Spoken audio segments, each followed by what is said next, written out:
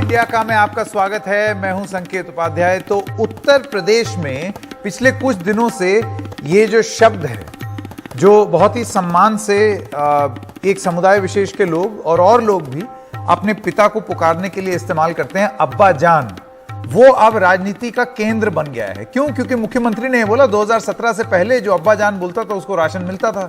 अब इसके बाद फिर लोगों ने मुहिम छेड़ दी, तमाम तरीके की बातें की कि भाई ये मेरे अब्बा जान, ये फलाने के अब्बा जान। उस पर फिर टिकैत साहब भी आ गए। राकेश टिकैत ने कहा कि बीजेपी के साथ जो ओवैसी हैं, ओवैसी के लिए बीजेपी चचा जान है। तो ये चचा, अब्बा, ये सारी चीजें चल रही हैं और ये सिर्फ इसलिए हो रही हैं क्योंकि अब 6 महीने से भी कम रह गए हैं उत्तर प्रदेश के चुनाव में। ये सारी चीजें तभी बहुत ज्यादा तूल पकड़ती हैं। आइए आपको सबसे पहले बताएं कि हुआ क्या है। अब्बा जान को लेकर जो सियासी घमासान हुआ है, योगी आदित्यनाथ पर विपक्ष का एक पलटवार हुआ है। आइए उसको स्क्रीन पर हम लोग लगाएं। हार सामने देख अपनी भाषा बदली है, यह अखिलेश यादव का कहना है। राहुल गांधी कहते हैं जो नफरत करे वो योगी कैसे। ओवैसी का कहना है काम करते तो अब्बा अब्बा न चिल्लाना पड़ता। फिर उमर अब्दुल्ला कहते हैं बीजेपी का एजेंडा ही नफरत है। और नसरुद्दीन शाह साहब का कहना है कि बयान प्रतिक्रिया लायक नहीं है। तो ये तो कुछ प्रतिक्रियाएं हैं जो आई हैं अब्बा जान वाले कमेंट पर। अब आपको बताते हैं कि ये जो सियासी संग्राम है, कुशीनगर की रैली में योगी आदित्यनाथ ने क्या बोला। उन्होंने कहा आप लोगों को राशन मिल रहा है ना, क्या ये राशन 2017 से पहले भी मिलता था? ये वो बयान है जिसकी वजह से बवाल चल रहा है। तब तो अब्बा जान कहने वाले हजम कर जाते थे राशन, तब कुशीनगर का राशन नेपाल और बांग्लादेश पहुंच जाता था। आज गरीबों का राशन निगलने वाले जेल चले जाएंगे, ये उन्होंने बोला। अब राकेश टिकैत क्या बोलते हैं वो आपको दिखा दें। राकेश टिकैत जो कि किसान नेता हैं, उनका यह कहना है कि उत्तर प्रदेश में अब बीजेपी के चचा जान ओवैसी आ गए। अब बीजेपी को कोई दिक्कत नहीं होगी क्योंकि वो धर्म के नाम पर बांटने की कोशिश करेंगे, यही बीजेपी चाहती है। तो सवाल इंडिया का है ये आपके स्क्रीन पर, 2022 में यूपी की राजनीति का अब्बा जान कौन? ये सवाल हम पूछ रहे हैं। भाई अब्बा जान मतलब पिताजी। अब बिग डैडी कौन होगा उत्तर प्रदेश की राजनीति में 2022 में?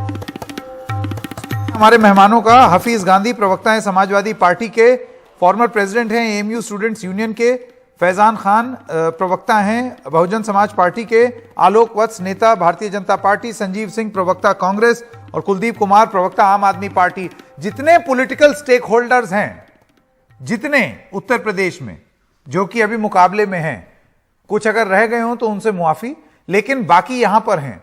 और हम सबसे यह सवाल पूछेंगे कि 2022 में उत्तर प्रदेश की राजनीति में यूपी में अब्बा जान कौन सी पार्टी बनेगी, यानी कि कौन सी पार्टी जीतेगी। आलोक वत्स जी, पहले मैं आपसे शुरू करना चाहता हूं। आपको नहीं लगता है कि ये ऐसा बयान, इसको अगर मुख्यमंत्री अवॉइड कर जाते, टाल जाते तो बेहतर होता? एक और सरल तरीका भी है ये बात कहने का कि पहले जो लोग करप्ट थे, जो भ्रष्टाचार में लिप्त थे, जो नेपाल बांग्लादेश भेज देते थे, अब हमने ऐसी नकेल कसी की अब नहीं जा रहा। ये अब्बा जान बोलने से तो मतलब ये हुआ कि आप समुदाय विशेष को टारगेट कर रहे हैं। और कौन कर रहा है? मुख्यमंत्री खुद। संकेत जी, हर आदमी का पॉलिटिक्स करने का अपना तरीका होता है। हो सकता है योगी आदित्यनाथ जी को यही सूट करता हो, लेकिन इसमें कोई शक नहीं है कि योगी जी से पहले जो सरकारें वहां थी, वहां पॉलिटिक्स ऑफ अपीजमेंट चरम पे था और आम आदमी को इसका लाभ नहीं मिलता था। एक विशेष वर्ग को लाभ दिया जाता था, चाहे वो कब्रिस्तान के मामले में हो, चाहे वो राशन के मामले में हो, चाहे वो इलेक्ट्रिसिटी के मामले में हो, या अन्य किसी तरीके का जो भी सुविधाएं गवर्नमेंट द्वारा दी जाती है, उसमें भेद हुआ करता था। और ये स्टेट की गवर्नमेंट जो पहले थी, इनके समय में डेवलपमेंट नहीं होता था, राइट्स होती थी, करप्शन होता था, एनार्की थी, टेररिज्म था, ऑपरेशन था। लेकिन अब जो सरकार है वो इन सबसे ऊपर मेरा बस ये डेवलपमेंट कहना है वत्स साहब, बस एक छोटी सी बात, ये सारी बातें बिना ये अब्बा जान टाइप बात किए हुए, अब देखिए अपने आप में उस शब्द का तो सम्मान में ये शब्द प्रयोग किया जाता है, लेकिन जिस संदर्भ में बोला गया था, जिस संदर्भ में मुख्यमंत्री ने बोला गया था, वो साफ था, वो साफ ये था कि आप एक समुदाय विशेष के खिलाफ बोल रहे हैं। एक समुदाय विशेष को ही ये सारी एक्स्ट्रा सुविधाएं दी जाती। हाफिज गांधी, आप क्या कहेंगे? देखिए मेरा सवाल दूसरा है, एक इनिशियल कमेंट ये अब्बा जान वाले कमेंट पे ले लें, उसके बाद आएंगे कि कौन बाजी मारेगा। हाफिज गांधी। संकेत जी, अब्बा जान जो शब्द है बहुत प्यारे शब्द है, लेकिन मुख्यमंत्री ने एक समाज विशेष के लिए इस्तेमाल किया है और नफरत की राजनीति करने के लिए इस्तेमाल किया है। मुख्यमंत्री जी के पास आज विकास के तौर पर दिखाने के लिए कुछ नहीं है। जो संकल्प पत्र में वादे किए थे वो वादे तो पूरे किए नहीं, और इसीलिए वो झूठ बोलने का काम कर रहे हैं। ये बिल्कुल गलत है कि जो बेनिफिशरीज थे वो एक खास समुदाय से थे। ये एक स्टीरियोटिपिकल इमेज है जो मुख्यमंत्री जी कहीं ना कहीं बढ़ाना चाहते हैं, क्योंकि इसी तरह की उनकी राजनीति रही है, भारतीय जनता पार्टी की राजनीति रही है, और ये कहीं ना कहीं एक रिडक्शनिस्ट स्टेटमेंट भी है कि आप एक भारत के नागरिक को आप एक बेनिफिशियरी में रिड्यूस कर देना चाहते हैं, जबकि होना यह चाहिए था कि आपके लिए चैलेंज है कि कैसे आप अपने नागरिकों को उनके जो बराबरी की राइट्स हैं वो प्रोवाइड करें, उनको आजादी प्रोवाइड करें, उनको डेवलपमेंट प्रोवाइड करें। बीजेपी का कहना है यही तो कर रहे हैं। वो सिर्फ गवर्नमेंट का बेनिफिशियरी नहीं है, वो सिटीजन ऑफ इंडिया है, और सिटीजन ऑफ इंडिया के तौर पे जो उसके राइट्स देने चाहिए थे उसमें तो चीफ मिनिस्टर साहब इंटरेस्टेड नहीं है। जो चीफ मिनिस्टर साहब का स्टेटमेंट है, अगर मॉडल कोड ऑफ कंडक्ट लगा हुआ होता तो ये करप्ट प्रैक्टिस होता, जिसमें मुख्यमंत्री जी के ऊपर केस भी हो सकता था। और अभी भी जो सेक्शन नहीं, तो आपको लगता है कि जो आचार संहिता अगर लागू होती तो इसको नफरती स्पीच माना जाता? बिल्कुल माना जाता। और अभी भी मैं कह दूं कि अगर आचार संहिता नहीं है, उसमें भी सेक्शन 153A है इंडियन पीनल कोड का। आप जवाब देना चाहेंगे? हाफिज साहब का यह कहना है कि ये नफरती स्पीच थी। देखिए, बिहार के मुजफ्फरपुर में तो किसी ने ये केस एक दायर किया है, जहां तक सूचना मिली है। अब from the point of view of court, let the court decide. मैं उसका उतना ज्ञाता नहीं हूं कि इसमें ये सेक्शन उसके अंदर आता है या नहीं आता है, लेकिन मेरे समझ से it was a casual comment. ऐसा कुछ नहीं है जिसके कारण उनके ऊपर केस दर्ज हो जाए। और वो भी जो मोहतरमा वहां केस कर रही हैं बिहार के मुजफ्फरपुर में, वो पहले भी उनका केस करने का बहुत पुराना इतिहास। वो लगभग हर बड़े व्यक्ति पर कोई ना कोई केस कभी ना कभी दर्ज करवाने की कोशिश, लेकिन ऐसा कुछ नहीं कहा उन्होंने। अब्बा जान आदर सूचक शब्द है, और उन्होंने आदर के साथ ही कहा अब्बा जान। कोई उन्होंने इस पर गलत ढंग से तो उसको पेश नहीं किया। हाँ नहीं, लेकिन संदर्भ साफ था ना। देखिए आलोक जी, अब ये इतना विवेक तो हर किसी का है कि हर किसी को समझ में आ रहा है कि वो संदर्भ क्या था बात का। अब अगर आप ये बोलेंगे कि बड़ी उन्होंने इज्जत बख्शी मुस्लिम समुदाय के लोगों को, तो ये तो कोई नहीं मानेगा। मैंने आपको एक चीज कहा, पॉलिटिक्स में हर आदमी का अपना ढंग होता है राजनीति करने का। अगर ये उनको सूट किया तो उन्होंने इस तरीके से नहीं, तो फिर इस हिसाब से तो कल को ओवैसी कई बार अपने भाषण में कुछ ऐसी नफरती बात बोल जाते हैं, तो वो भी सही है। फिर नहीं, ओवैसी तो बिल्कुल लाइन क्रॉस कर जाते हैं। अच्छा, अब ये लाइन कौन तय करे? ये लाइन कौन तय कर रहा है? नहीं, he goes below the belt. देश की जनता तय कर रही है, हम तय कर रहे हैं, आप बिलो द बेल्ट। अभी मैं हाफिज साहब से पूछूंगा, वो कहेंगे कि मुख्यमंत्री बिलो द बेल्ट चले गए। अपनी बात आप बिना अब्बा जान कहे भी क्या? फैजान साहब, मैं आपके पास आना चाहता हूं। फैजान खान, आप उनके स्पीचेस पढ़िए। नहीं, मैंने देखी है उनके स्पीच। बहुत ही वो जिस तरीके की भाषा का प्रयोग करते हैं जनता के बीच में वाहवाही लूटने के लिए, वो किसी से छुपा नहीं है। अगर अब्बा जान गलत है तो वो जो करते हैं, उनकी स्पीच इंटरनेट पर है लोकप्रियता बटोरने के लिए, वो छोड़ दीजिए। उनके स्पीच के मुकाबले तो अब्बा जान बहुत ही सम्मानजनक। अच्छा, वो आपको टिकैत और पार्टी कहते हैं कि आप लोग चचा जान हैं, ओवैसी और Bharatiya Janata Party. Right to freedom to speech है, सही है। फैजान खान जी, मैं भारतीय जनता पार्टी के प्रवक्ता साहब ने जब खुद कबूल कर लिया कि राजनीति के लिए उन्होंने ये सब का प्रयोग किया, मैं सबसे पहले संकेत जी ये कहूंगा एक तो मैंने ये नहीं मुख्यमंत्री कहा जी को राजनीति के लिए अपने प्रयोग पद के किया है। गरिमा का ख्याल नहीं, रखना चाहिए था प्लीज और उन्हें इस प्लीज बात को प्लीज आप सोचना गलत चाहिए बयान था मत दें। कि वो मैंने उत्तर ये नहीं प्रदेश कहा। के मुख्यमंत्री हैं, ना कि किसी जाति विशेष के मुख्यमंत्री हैं। पूरा उत्तर प्रदेश की जनता उनके या साथ। धर्म विशेष के मुख्यमंत्री। संकेत जी, मैं कहता हूं कि इस तरह से किसी भी आपको पिताश्री, अब्बा जान और ये सब को संकेत जी लाने का मतलब ही है कि भारतीय जनता पार्टी अपने कार्यों को बता नहीं पा रही है, जिसके वजह से ऐसे शब्दों का प्रयोग उत्तर प्रदेश के आगामी चुनाव 2022 के लिए किए जा रहे हैं। अगर वो चुनाव में विकास के नाम पे नहीं जाके धर्म के नाम पे जाना चाहते हैं, ये आदित्य योगी जी ने साफ क्लियर कर दिया कि मैं 2022 का चुनाव मैंने कोई विकास नहीं किया है, इसलिए मैं धर्म के नाम पे मैं एक सवाल संजीव सिंह जी से पूछना चाहता हूं, इससे पहले कि आलोक वत्स के पास वापस आए। संजीव सिंह, आप मुझे ये बताइए कि मुख्यमंत्री योगी आदित्यनाथ की जो रणनीति है, वो रणनीति कुछ आपको ऐसी नहीं दिख रही है कि मैं अपने विकास के कार्य की बात भी इस तरीके से करूंगा कि उसमें थोड़ा सा मैं इतिहास लाऊं और इतिहास के पन्ने टटोल के उसमें यह दिखाऊं कि कैसे एक धर्म विशेष के लोगों को लाभ पहुंचाती थी पिछली सरकार, और वो उन्होंने मिक्स कर दिया है और लोक लुभावन, क्योंकि जैसे ही उन्होंने ये बोला, आप देखिए कि क्या एकदम तालियों की गड़गड़ाहट सुनाई दी, लोग बड़े खुश हो गए, प्रफुल्लित हो उठे। बिल्कुल मुझे याद आता है, अगर आपको बंगाल में प्रधानमंत्री की स्पीच याद हो तो दिद्दी और दीदी पे जो तालियां बजती थी, बिल्कुल वही हुआ। एग्जैक्टली आज भी वही होगा। संकेत जी आज थोड़ा कुलदीप जी चुप रहिए, सुन लीजिए। संकेत जी ये कहना चाह रहा था, आज सारे जो हमारे पैनलिस्ट हैं, आज अंतर्राष्ट्रीय लोकतंत्र दिवस है, हम सबको बधाई देते हैं। आज स्थिति हमारी लोकतंत्र की क्या है कि EIU जो ब्रिटेन की संस्था है, हम 10 पायदान नीचे चले गए, यानी आंशिक लोकतंत्र हमारे देश में इतने निचले स्तर पे।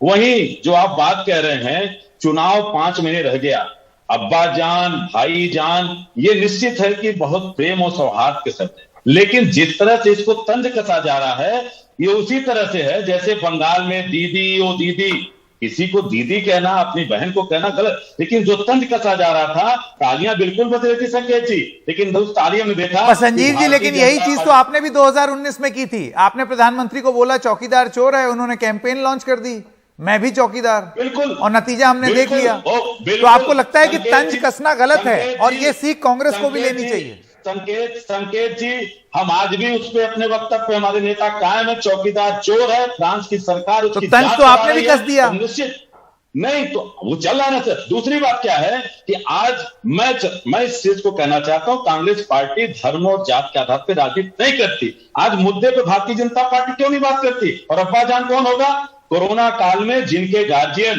बगैर ऑक्सीजन के मरे, वो उत्तर प्रदेश के अब्बाजान होंगे। जो 45 साल के बेरोजगारी बढ़े नौजवान, वो अब्बाजान बनेगा। और लगातार जो किसान 9 महीनों से लगातार 600 जान जा चुकी हैं, वो किसान जो जाड़े में, गर्मी में, बरसात में, वो अब्बाजान बनेगा। आज इस सरकार के पास आप बताइए कि कलकत्ता का ब्रिज और कलकत्ता का होटल, अमेरिका की फैक्ट्री, इसका विज्ञापन कर रही है योगी सरकार, और इससे चलेंगे ये, यानी हर जगह ये फेल है। और इस आधार पर वोट मांगने के लिए बिल्कुल बंगाल का नजारा सामने आएगा। दीदी दीदी कहने वालों को बंगाल की जनता ने जिस तरह जवाब दिया, इस तरह से अब्बा जान, लेकिन ऐसा है सिंह साहब, वहां पर एक दीदी थी भी, तो यहां कौन है? यहां हमारी प्रियंका दीदी है, और बिल्कुल जहां अच्छा। जा रही है आप देख रहे हैं खुद, बिल्कुल।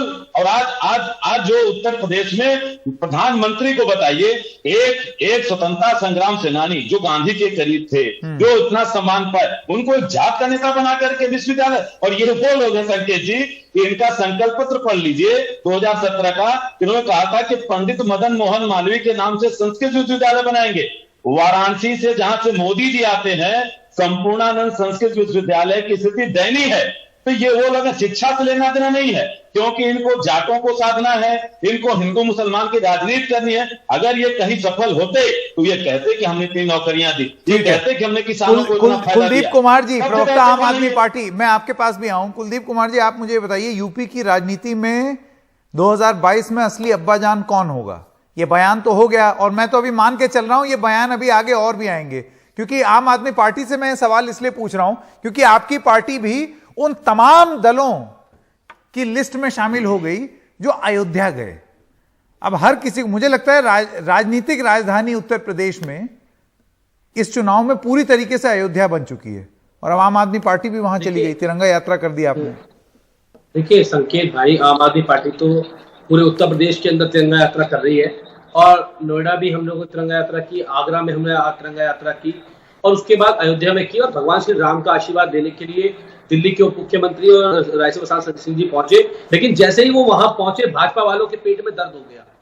भाजपा वालों के पास उत्तर प्रदेश के अंदर योगी जी ने पिछले 5 साल में कोई काम किया नहीं है। इनके पास अब्बाजान, हिंदू मुसलमान, दलित पिछड़ा, दलित ब्राह्मण, इनके पास यही मुद्दे बचे हैं। इनके पास काम का मुद्दा नहीं है। आम आदमी पार्टी उत्तर प्रदेश की जनता के बीच में विकास के अच्छा, लेकिन मुझे कुलदीप जी ये बताइए, अगर फैजान साहब, हाफिज साहब, संजीव जी और कुलदीप कुमार की पार्टियां अलग अलग चुनाव लड़ेंगी, तो क्या इससे एक संदेश साफ नहीं जाता है कि विपक्ष में जो वोट आना है वो छितर जाएगा, 3-4 हिस्सों में छितर जाएगा, और इससे एडवांटेज किसको पहुंच रहा है? नहीं, देखिए, आम आदमी पार्टी तो जहां भी चुनाव लड़ रही है, आम आदमी पार्टी पूरी मजबूती चुनाव लड़ रही है। आज हम देश में जिस जगह भी चुनाव लड़ रहे हैं, पहले वहां कांग्रेस विकल्प होती थी, आज लोगों ने कांग्रेस को नकार दिया। उत्तर प्रदेश के अंदर भी लोग सपा बसपा को नकारेंगे, आम आदमी पार्टी को वोट देंगे, आम आदमी पार्टी की सरकार बनवाएंगे। जब भी कोई नई पार्टी का एंटर करती है, निश्चित रूप से वहां कुछ पहले से पार्टियां होती हैं, लेकिन आम आदमी पार्टी का जो मॉडल है, जो हमने केजरीवाल मॉडल है, बिजली का, पानी का, स्कूल का, शिक्षा का, स्वास्थ्य का मॉडल है, उससे आज उत्तर प्रदेश के लोग प्रभावित हो रहे हैं। आलोक के लोगों की उम्मीद जगी है। आलोक, क्योंकि धर्म के नाम पे, क्योंकि यहां पर सब लोग आप पर हावी हो गए, तो मैं आपको मौका दूंगा, आपका राइट टू रिप्लाई, आप सबको जवाब दे सकते हैं। देखिए संकेत जी, ये जो कह रहे हैं कि केजरीवाल मॉडल मतलब डोल दे के रखो, तो ये डोल पे पूरे देश को ले जाना चाहते हैं। ये लोग अगर आपस में तालमेल करके लड़े तो शायद कुछ मैच में मजा भी आए, लेकिन अलग अलग लड़ेंगे तो हमें तो रिजल्ट मालूम है क्या होने वाला है। आप पे इतनी घबराहट क्यों है? आपको तो लगता है भाजपा का वोट फिक्स है? आपको ऐसा लगता है ना कि भाजपा का वोट मिल जाएगा? हमें कोई घबराहट नहीं है, भाजपा का वोट हमें कोई घबराहट नहीं है। जैसे दिल्ली में आप लोगों को वोट नहीं दिया, वैसे उत्तर प्रदेश में वोट नहीं मिलने वाला। हमें कोई घबराहट नहीं है। हम पिछली बार से और प्रचंड बहुमत से जीतने जा रहे हैं। हम यूपी पहला स्टेट है, यूपी पहला। ये बात किस उससे आप बोल रहे थे तो मैं नहीं बोल रहा था। अब आप प्लीज शांत रहिए, लेट मी स्पीक। नहीं, मैंने कहा ना, क्या किया उत्तर प्रदेश के अंदर? बोल लें, कुलदीप जी रुकिए, मैं बोल रहा हूँ ना, मैं बोल रहा हूँ, वो अपनी बात रखिए, उसके बाद मैं आपके पास वापस आऊंगा। आप लोगों का यही आदत है, चिल्लाने से कुछ नहीं होता, चिल्लाने से रुकिए, झूठ सच नहीं हो सकता। आप मुझे बोलने दीजिए। हाँ बोलें, आप शांत रहिए। मैंने कहा ना कि जो आप डेवलपमेंट की बात कर रहे हैं, हिंदुस्तान में अगर डेवलपमेंट हुआ है तो सबसे पहले 44 डेवलपमेंट स्कीम यूपी में लागू किए गए हैं। वो भी जब कोविड से लड़ने में हम 1 नंबर पर चले गए। वर्ल्ड हेल्थ ऑर्गेनाइजेशन ने भी कहा है कि जिस तरीके से आप प्लीज चुप रहिए, आप प्लीज चुप रहिए, आप लोगों ने गुंडा आप चुप रहिए, नहीं आप चुप रहिए, आप चुप रहिए। जब दलित बच्ची का बलात्कार हुआ, दिस इज नॉट डन संकेत, दिस इज नॉट डन। ये किया, ये इंटरप्टिंग, ये इंटरप्ट कर रहे हैं। आप इनको म्यूट कीजिए। नहीं, म्यूट तो नहीं करेंगे हम किसी को, लेकिन आप अपनी बात कहते हैं। कुलदीप जी रुकिए, देखिए ऐसा है, आपने अपनी बात कह दी, वो अपनी बात खत्म कर ले, हम आगे बढ़े। म्यूट कोई नहीं होगा। ये बोल, मैंने कहा ना, वर्ल्ड हेल्थ ऑर्गेनाइजेशन ने हमें अप्रिशिएट किया। उसके बाद जीएसडीपी जो पहले 4 साल में 10.9 लाख था, उसको बढ़ाकर हमने 21.35 लाख करोड़ किया। और ये कह रहे हैं कि डिमांड स्टेट था यूपी, उसको हमने लाके इंडिया का 2nd लार्जेस्ट इकोनॉमी में खड़ा किया। और ये बात कर रहे हैं centre for monitoring Indian economy, उसने एक पॉइंट रेज किया कि अनएम्प्लॉयमेंट रेट 17.5 से कम आकर 4.1 पे आया है। ये मेरे आंकड़े नहीं है, ये मेरे आंकड़े नहीं है, ये मेरे आंकड़े नहीं है जी। मैं संजीव सिंह के पास जाना चाहता हूं, फिर फैजान खान। थोड़ा आगे बढ़ते हैं, संजीव जी। संकेत जी, मैं थोड़ा आलोक वत्स जी को कहना चाहता हूं, जिस प्रदेश ने इस देश को इस देश को बहुसंख्य आधार पे प्रधानमंत्री दिया, जिस प्रदेश ने मोदी जी को प्रधानमंत्री बनाया, जिस प्रदेश ने सबसे ज्यादा सांसद देकर उनकी सरकार बनाई, वो प्रदेश को आप कहते हैं कि आज वो विकास के दौर में नहीं था। शर्म करनी चाहिए। और ये कहना चाहता हूँ, 2 लाइन है संकेत जी कैथी आदमी साहब की जो इस सरकार ने बना रखा है भाजपा के। सुनिए, आप रुक जाइए आलोक जी, अब आप क्यों बोल रहे हैं दूसरे पे? रुकिए तो आलोक जी सुनिए, थोड़ा सब्र रखिए। क्या हालात बना रखी है संकेत भाई, कैफी आदमी साहब की 2 लाइन इनके लिए ऊपर में है कि उसको मजहब कहूं या सियासत कहूं, खुदकुशी का हुनर तुम सिखा तो चले। आज ये स्थिति उत्तर प्रदेश की बना रखी है कि किसान आत्महत्या कर रहा है। अभी आप हाईकोर्ट की आज की घटना बता रहा हूं इलाहाबाद की, कि मैनपुरी में नवोदय विद्यालय की बालिका की हत्या होती है। 2019 की घटना 2021 में एफआईआर दर्ज होता है और आज डीजीपी को शर्म करनी पड़ी है। हाईकोर्ट ने कहा कि मैनपुरी के कप्तान के ऊपर मुकदमा दर्ज करो। फैजान खान साहब, ये स्थिति है और ये लोग फैजान जी आपका बयान। कहना चाहता हूं कि आलोक जी यहाँ पे जो अपना व्याख्या कर रहे हैं, क्या वो अपने संकल्प पत्र के इस बात को दोहराएंगे जहां पे उन्होंने गन्ना किसानों का आय दोगुना करने की बात की थी? दोगुना तो छोड़ दीजिए, उन्होंने उन्हें लाठी डंडे से मार के सर फोड़ने का काम किया। बहुजन समाज पार्टी के वक्त में अपने गन्ना किसानों का आय दोगुना किया था। ये सिर्फ झूठे वादे करते हैं और जब काम के बारे में हिसाब लीजिए तो यही अब्बा जान और चाचा जान करते हैं। 147,000 करोड़ किसानों का भुगतान हुआ है पिछले महीने। आप कितना बकाया है? आलोक जी डाटा पे बात करिए, कितना बकाया है? आंकड़े बना लीजिए, जमीन की हकीकत को नहीं मैंने कहा ना, उत्तर प्रदेश जितनी पेमेंट हुई है देख लिया नहीं आंकड़ा तो आप दीजिए कितना? 1,046 करोड़ रुपया पेमेंट हुआ है। नहीं, आपने एक एक करके नहीं तो बात समझ में नहीं आएगी। हाफिज गांधी, मैं आपके पास आना चाहता हूं। सवाल आपसे भी वही, अब्बाजान की बात जरूर कही गई है, लेकिन आगे चल के यूपी की राजनीति में देखिए, आपको लगता है हाफिज गांधी, एक सेकंड, हाफिज गांधी, आपको लगता है कि भारतीय जनता पार्टी के पास जो नेता है, कल अलीगढ़ में जिस तरीके से बोला गया कि प्रदेश के पास डबल इंजन की सरकार है, केंद्र में मोदी, राज्य में योगी, इसका प्रभाव ये जो दो बड़े हाई वोल्टेज कैंपेनर्स और बड़ी शख्सियत वहां पर यूपी में हैं, मैदान में उतरे हैं और अभी भी 5 महीने बाकी हैं, आपको लगता है कि वो 2022 की बाजी मतलब मौका होते हुए भी आपसे छीन लेंगे, या आपको लगता है कि मन बना लिया है पब्लिक ने? संकेत जी, हाई वोल्टेज कंपेनर्स जिसे आप कह रहे हैं, वो बंगाल में भी उतरे थे, फिर इतना बुरा हाल क्यों हुआ? मैं आपको बता दूं कि जनता इनसे जो है वो त्रस्त आ चुकी है। अभी आप देखिए फिरोजाबाद में दर्जनों बच्चे मर गए, ये पता नहीं कौन से WHO की बात करते हैं, वहां पर बेड नहीं है, डॉक्टर्स नहीं है, स्वास्थ्य सेवाएं पूरी की पूरी चरमरा गई हैं, लेकिन फिरोजाबाद पर बात नहीं करेंगे। उसके बाद इनके पास कोविड का डाटा नहीं होता है, ऑक्सीजन से मरे हुए लोगों का डाटा नहीं होता है, लेकिन एम्प्लॉयमेंट का डाटा उठाकर दे देते हैं। इनके संकल्प पत्र में 17 लाख नौकरियां देने की बात थी 5 साल में, किसानों की C+2 50% जो है इनकम बढ़ाने की बात थी, गन्ना किसान 60 लाख 5 साल में। जनता तक कौन अपनी बात पहुंचा पाएगा, जनता को कौन रिझा पाएगा, कौन मना पाएगा? और सबसे बड़ी बात, उत्तर प्रदेश की राजनीति में 2022 के फरवरी, मार्च और अप्रैल में यूपी की राजनीति का अब्बाजान कौन होगा, ये बहस जारी रहेगी। हम एक छोटे से ब्रेक के लिए रुक रहे हैं। आप सब लोगों का बहुत बहुत धन्यवाद।